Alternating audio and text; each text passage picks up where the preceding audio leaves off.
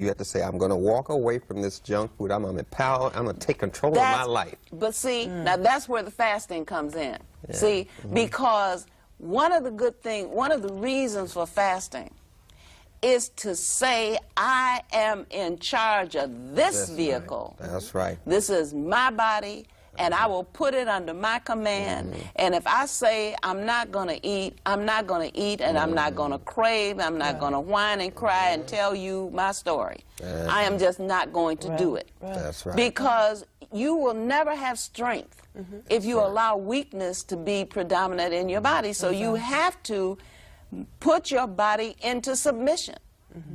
You see, and so how you going to walk away from anything if you can't walk away from a meal, and very often when you're not even hungry? People eat because it's 12 o'clock. You know, walk away from chewing gum. 10:30, 11. There are fast food places that are open at 1 o'clock in the morning, and there are cars in the driveway. What on earth are you doing up at 1 o'clock? Folks say, well, I work nights. You know, this is the only time I have to eat. But I'm telling you, not everybody is working at night.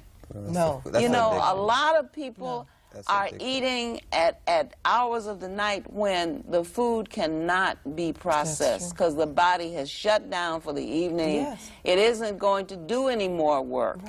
So that food is just going to sit there. In the old, well, back in the day, I mean, supper, you know, dinner used to be in 12 o'clock in the day, right? In the day. And supper and then would be... that, supper was around 5, and that was the snack, or the light food, the main course. The biggest, heaviest food was around noon. Right. And you get up, finish working, and you're working a lot of that off.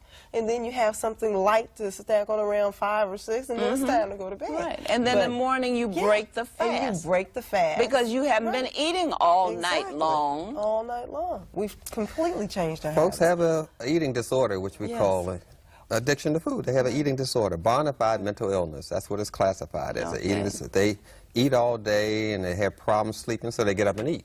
So it's an eating disorder. They have food in their pocket, food in the glove compartment of their car, food in their desk, food everywhere. They have an eating disorder. I don't know if children ought to be doing it, but people think that I haven't eaten anything.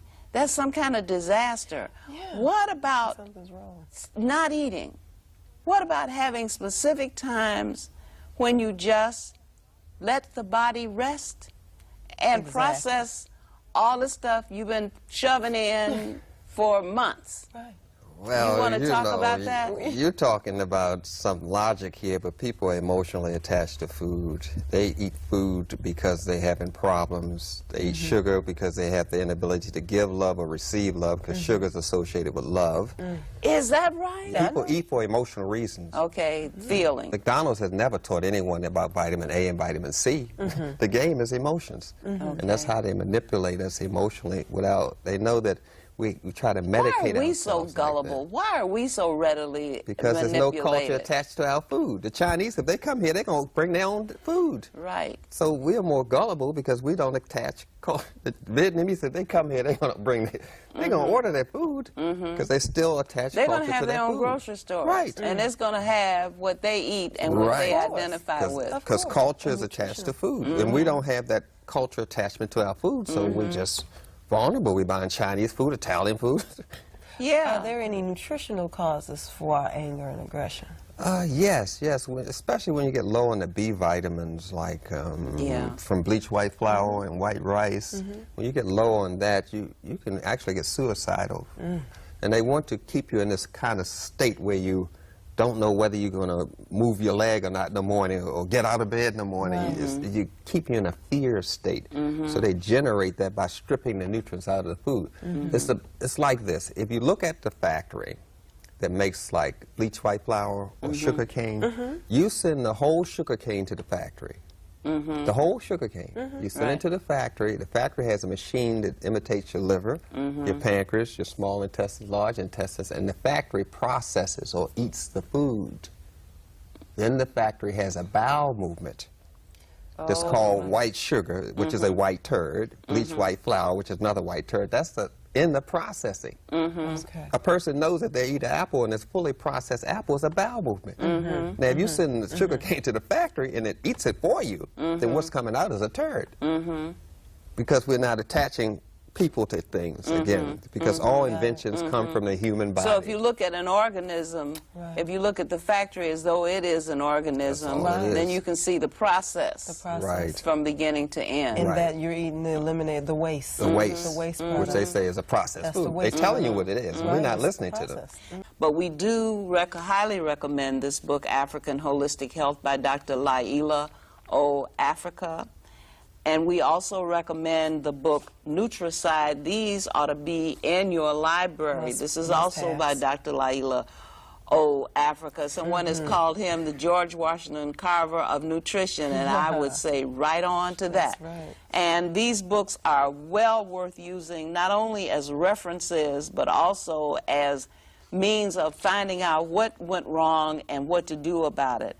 I mean, he has undertaken, you know, he undertook to talk about all kinds of things, including sex and sexual practices, disciplining children, things that you normally don't expect to find in a book on health and nutrition are found in this book. And pick it up at a bookstore, at a library, and look at the table of contents or look at the indices, and you will find that you have got everything you need. He's talking about self-diagnosis, holistic sex laws. Did you know there were laws governing sexual performances and it didn't have anything to do with pedophilia, which is, I didn't bring it up, Dr. Africa, because we got a very short time, and but we will be having you back very soon.